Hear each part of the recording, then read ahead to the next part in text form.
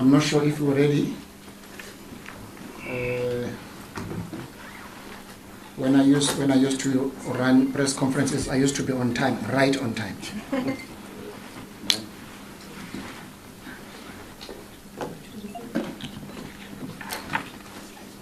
Can I get a signal?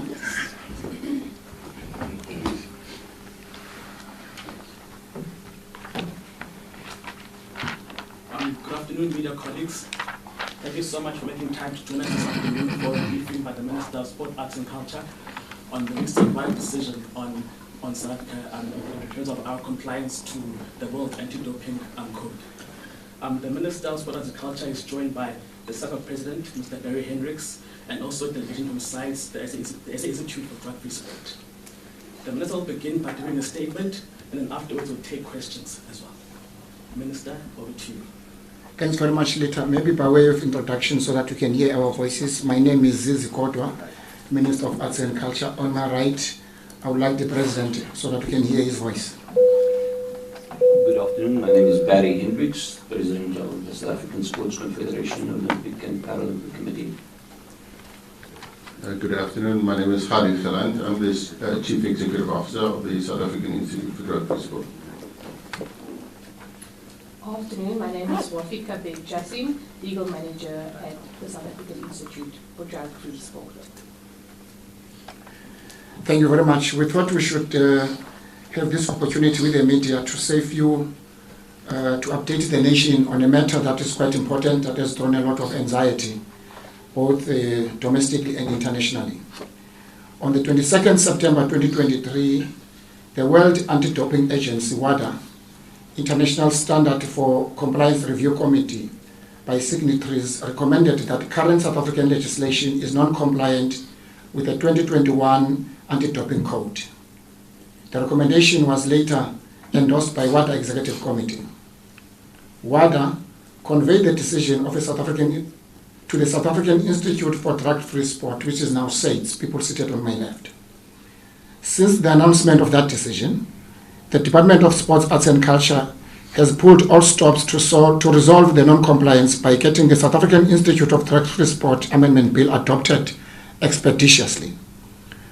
I presented the bill to Cabinet last week, the fourth Wednesday, and my colleagues in Cabinet had full appreciation of the effect of non-compliance decision it will have on the morale of our athletes and on the spirit of our sporting loving nation. And therefore Cabinet on that day approved the release of the draft bill, which was an important step in meeting the reinstatement and the conditions as set out in the decision. At the end of September, I joined the AGM of SASCOC, represented by its President Barry Hendricks next to me, to address sports bodies and federations to assure them of our commitment to comply and to put this matter to bed. The responsibility weighed heavily on our shoulders as we have the Springboks and Proteas men competing in the World Cups in France and India, respectively. We draw courage from our National Cabinet decision on the 4th of October 2023 last week to approve the onward processing of the bill, the draft bill. Of course, our detractors will not see the significance of this act to nation building and social cohesion.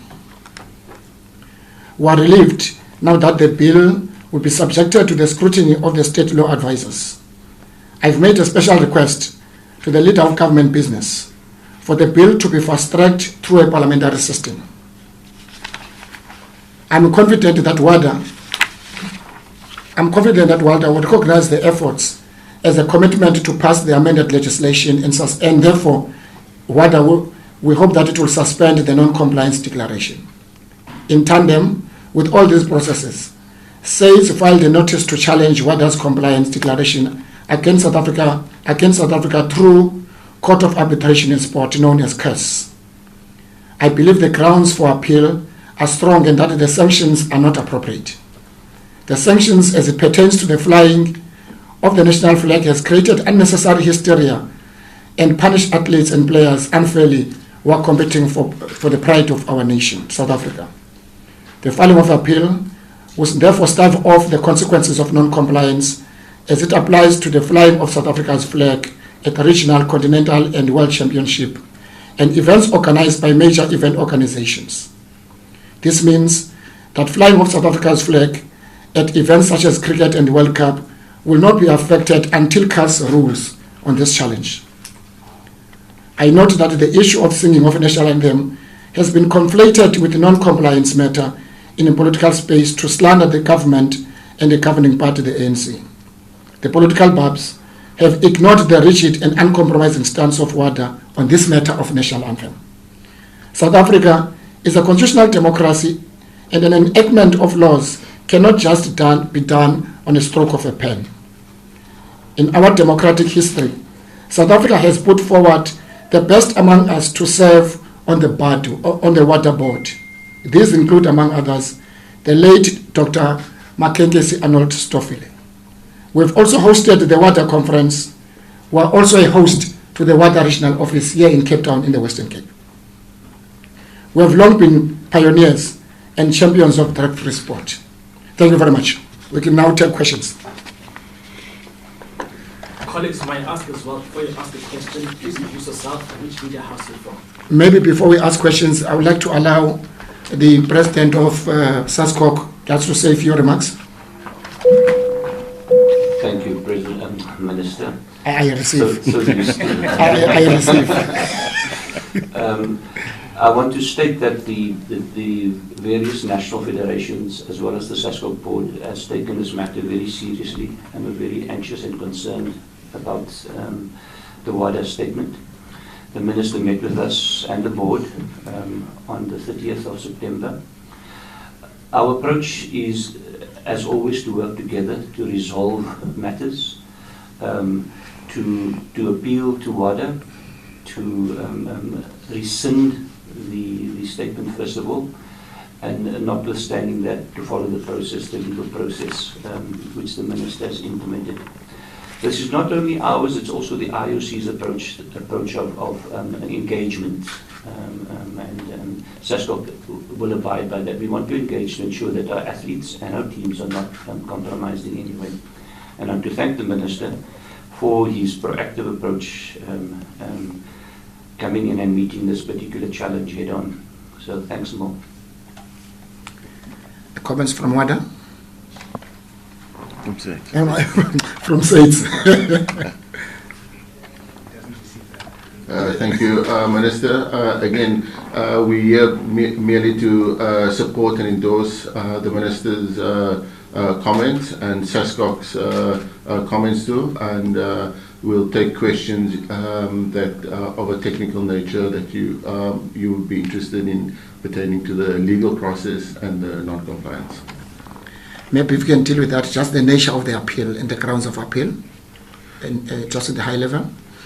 The nature of the appeal, which we will lodge today, is a notice of intent to dispute, which says, as a signatory to the code, will file on behalf of South Africa to WADA. Part of the notice of intent to dispute is, as the SASCOC president mentioned, first to consider the matters that have already been done, as the Minister referred to them, to the cabinet approval and the process, and for WADA to consider rescinding the non-compliance declaration. If WADA does not accept that, they will then file it, and it will go forward to the Court of Arbitration in Sport. Anything, Wafika? My COS covered it. Thank you. You can now take questions, ladies and gentlemen. Can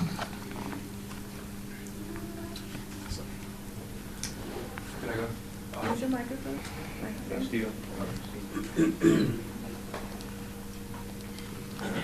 It's Christian de Bessie from Netwerk 24. Minister, just for clarity, on what grounds specifically will the appeal be launched today? And then just secondly, the code has been adopted in 2021 already, and for some reason government did not act in time to reach the stipulated time for the amendment to the necessary legislation. Why did that happen, and who exactly was asleep at the wheel in South Africa, and will there be consequence management? Thank you.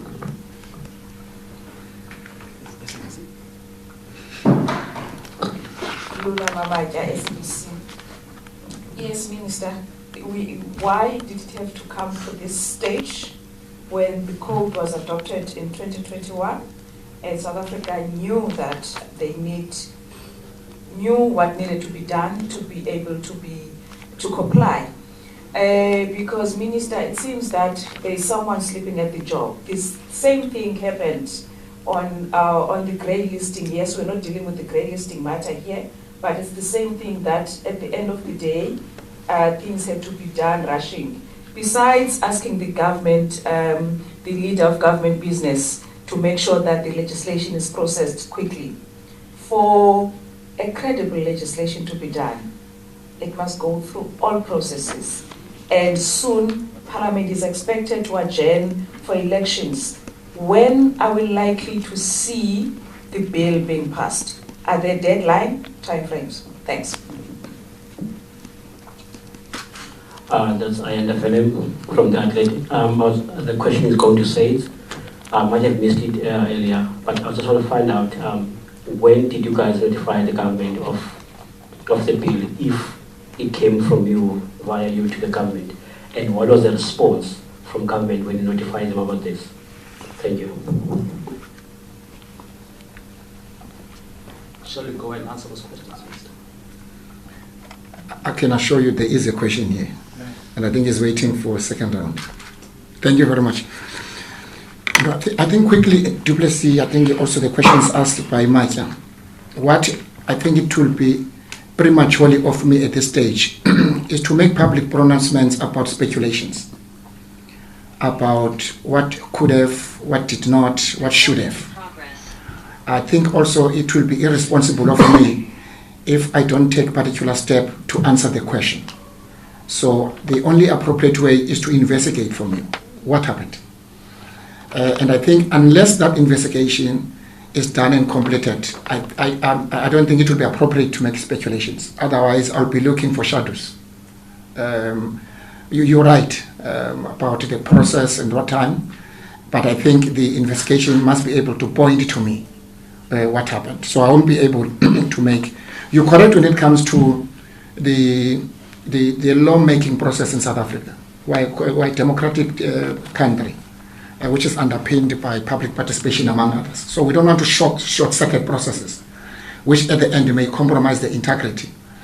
Our suggestions is that between now and sometime in May, because taking into account all necessary processes to come with a very credible legislation, it will require a participation of all. So the timelines, which has been an issue between then, to's and fro, ourselves and SAIDS as well as WADA, has been their short timelines when it comes to amendment and legislation. We're a sovereign country. We work in a particular way. It's not on the stroke of a pen that tomorrow you can announce amendment to a law. It has got huge implications, not only integrity, but also the participation. So we think between now and May should be sufficient for us to really to come up with a credible legislation with all the amendments. By the way, for you to know, the amendments have been submitted to WADA.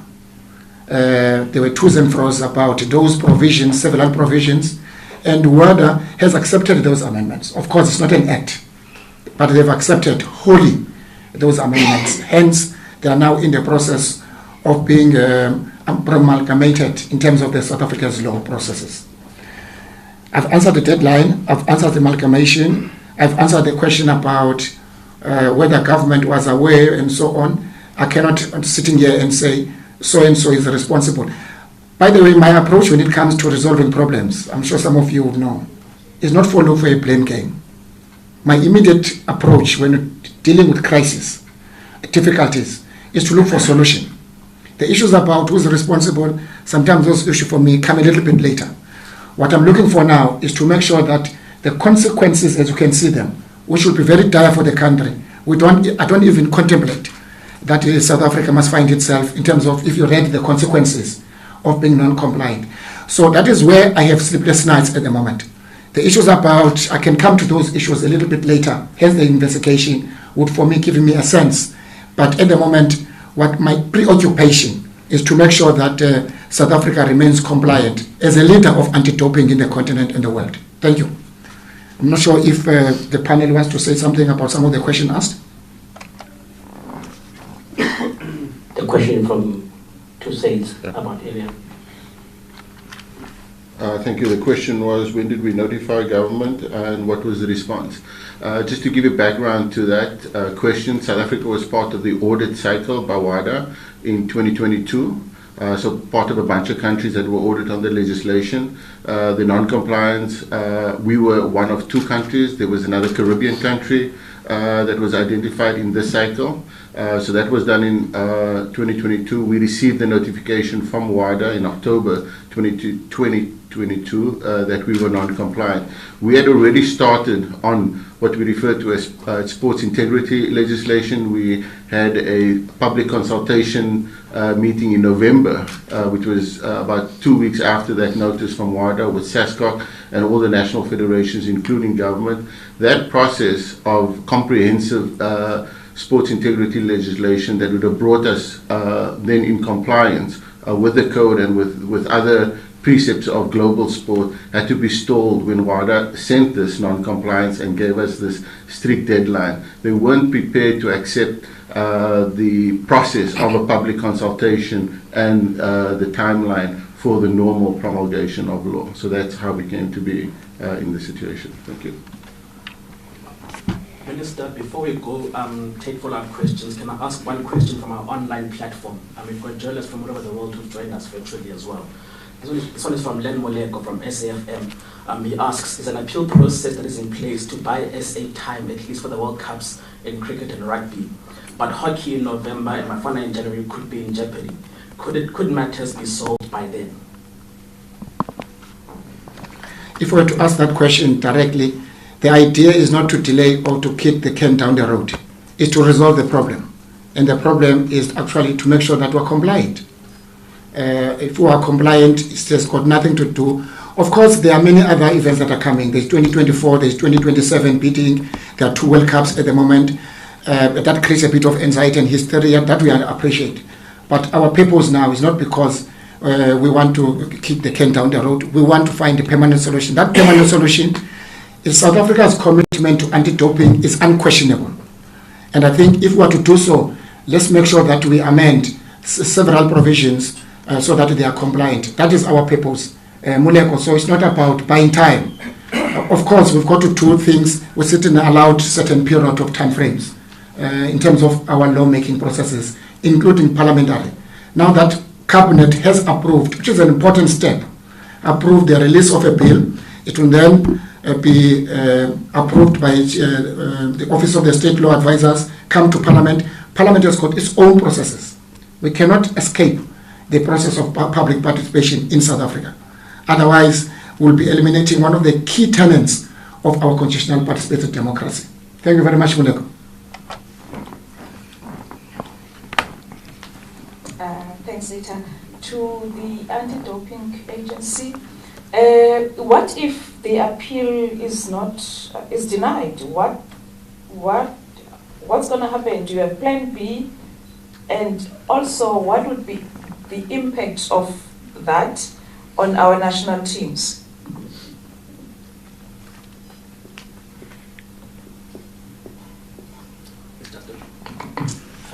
Minister Justin for the NCA.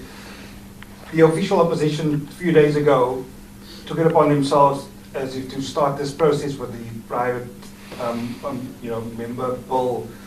Isn't this the time where we should be working together as opposed to having division between the 2 parties, feeling that the government is letting South Africa down when it comes to this type of event? And also, are we saying that we've received some time to work through this process from WADA in order to get through this? As far as I know, there was a date mentioned somewhere in October that we needed to be compliant by. Have we then received notification from them that we will be allowed to do this and that they will not sort of forego the process? Mr. Ayana. Minister, I just want to ask a different question to this thing. When you took over in the department, did you, by any chance, find the department with a pile of work that hasn't been resolved in the past years? I mean, we're talking about the women in sport, the crime of Banyana, now this. When you took over, did you find a lot of work piling up, being pushed away? Now, if the question is clear.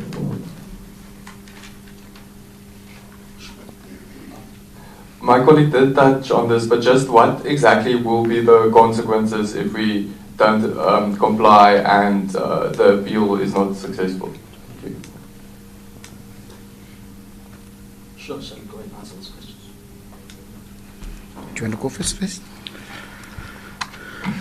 Thank you. The question on what if the appeal is denied, the way the process works, I think what you meant is what if we lose on appeal. The appeal cannot be denied since we are filing the letter of intent, and WADA is obligated based on the code and the standard to file the appeal to the Court of Arbitration. The Court of Arbitration will rule on the matter. And this has its process to unfold. As the Minister said, we may not even go to that process if WADA accepts the letter of dispute today. It may not go. Whether on the success of the appeal, obviously it would be premature for me to speculate on that, because it will be an independent process in terms of the Court of Arbitration that will rule on that. And then I think that answers also your question, consequences of losing an appeal. If we don't comply and we lose everything, what could be the risk here? Is it just that we won't be able to have the South African flag fly at sporting competitions, or does it go further than that? No, the consequences won't change. And again, you're speculating if we lose the appeal, the actual process, then the consequences will then be enforced that were already outlined. Peter, do you want to add on? Just to add to that, while the process is before the Court of Arbitration for Sport, if we do get there, there's a parallel process that happens, getting the draft amendment bill to Parliament, and for Parliament to review for promulgation. So the one will happen before the other, and it's favourable that Parliament takes a decision before we even get there. If that answers your question. Any comment, President? Yes, the one thing that seems to come through very strongly is that there's a focus on the top 4 sports that you also mentioned. SASCOC has 76 members, and all of them are highly concerned, and all of them, including surfing, for example, and life-saving, are attending international events. So the process that we're following is geared to assist all of those federations to travel to events, sing the anthem, wear the colours, because those colours are not affected, the anthem is not affected, so they'll be doing all of those things while this process is in place. Thank you, President. You would have seen that since the decision, even before that, you may not, I'm sure you'll be aware, that we have been acting almost like a 360 to make sure that, to avoid the consequence. If you read the consequences, there is no country that has got desires of such consequences if we are a sporting loving nation like ourselves, hence represented by SASCOC here. So we've been working around the clock to make sure that we comply, because we are, in terms of anti-doping, we're a leading country in the continent. I think also WADA appreciates that point. The fact that we're the host to a regional WADA office in South Africa, in the continent, says a lot about us. We've got the world-class infrastructure of anti-doping institute in the Free State. Many countries in the continent, they come to us as we speak. The question you were asking about, I will not want to enter the fray of political parties. But let me just say those whom I found very responsible. They have not made any comment except to call me direct to ask what has happened. And I've clarified to them. And including this morning, I addressed the portfolio committee. As you know, our portfolio committee is multi-party. They're quite happy and they're overjoyed about the work that we're doing.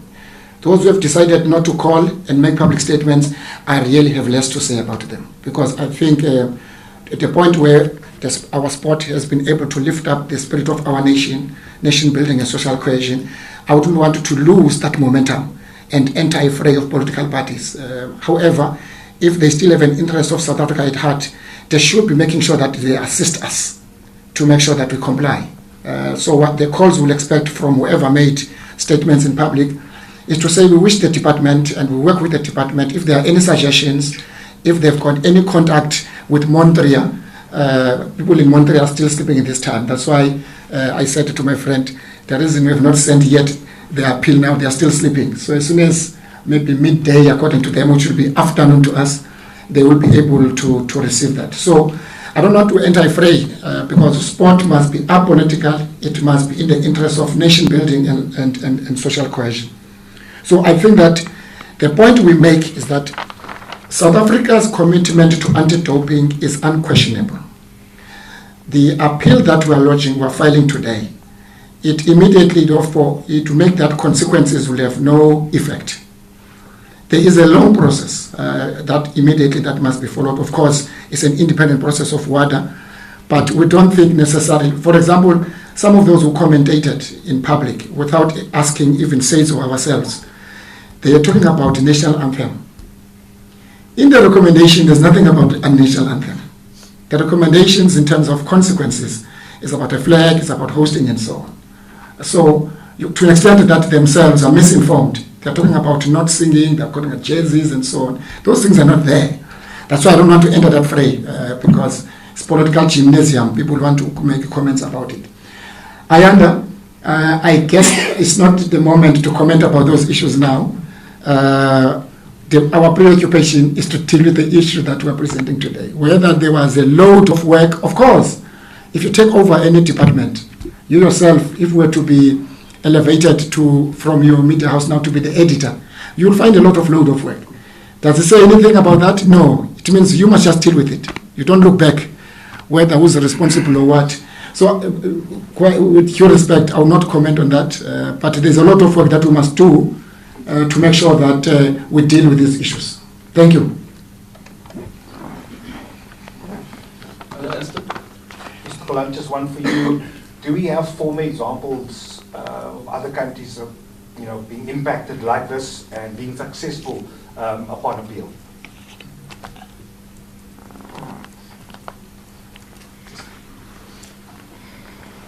Minister, take us through the process. The bill has been adopted, approved by Cabinet. From there, what's going to happen? When are you tabling it to Parliament so that the parliamentarians can hit the ground running to target that May, more or less, deadline that you were talking about, and also including the question of public hearings? Take us through the process so that we know that from being approved by Cabinet, this is what is going to happen, and then you tabling it in Parliament. Thanks. Thank you, Minister. Yes, there have been quite a few other countries also affected or declared non-compliant. As I mentioned, WADA is a 2-year cycle of countries that they audit, so a sample is taken from all the sporting countries. Previously, countries that were declared non-compliant includes France, Spain, or Argentina, and it was all pertaining to legislations. Currently, we are preparing for a UNESCO meeting on this, the public authorities with respect to obligations with the code. This meeting happens towards the end of October, and the list of countries, especially European countries and Asian countries, are long. And it's purely about legislation, about non-compliance. They have not yet been audited or been declared non-compliant, but they are aware of it, and we will be discussing this in the forum at UNESCO, how public authorities can better respond and adapt to the changing code with respect to legislation. And have they been successful in the appeals? For example, the countries that have been deemed to be non-compliant. I'm not so sure about all the countries that in terms of with appeals, but I know specifically Spain, Argentina, and France have been able to amend and adjust their legislation before the consequences of non-compliance were enforced. Minister, I think the question... There's a hand there. Could you back some flaggers? Minister, just get it closer if you can just a quick summary. What's Labram Plan, what's Labram Saskastos? Okay, can flaggers.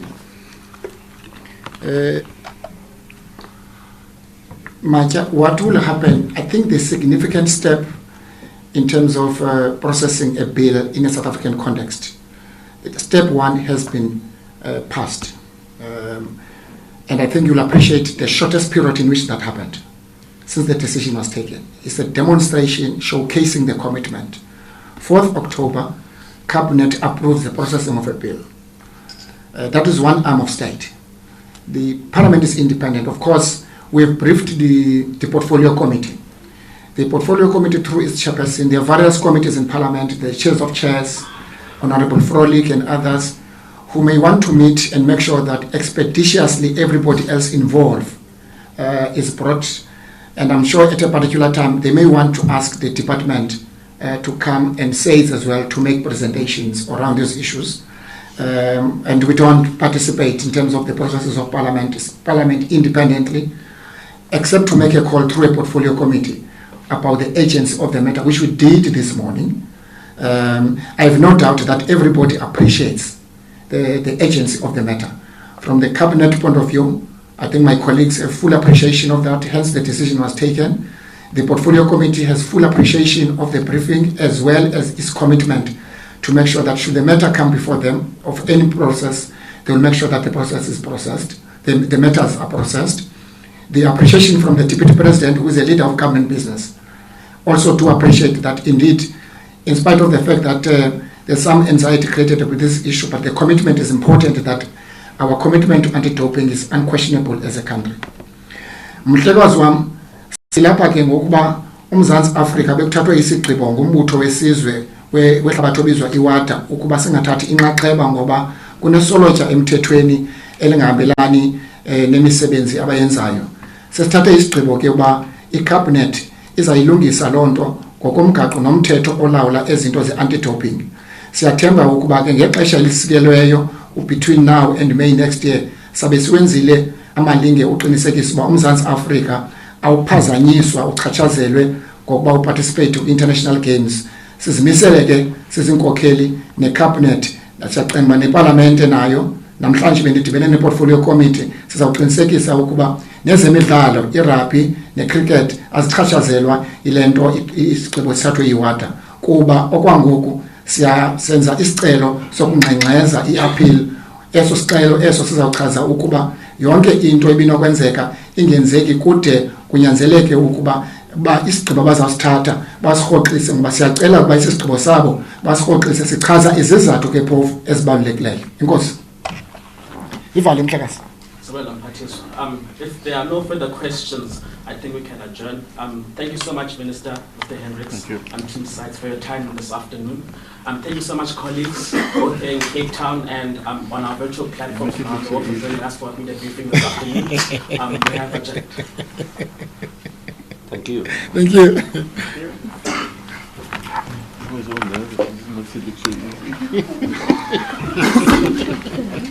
I need to learn.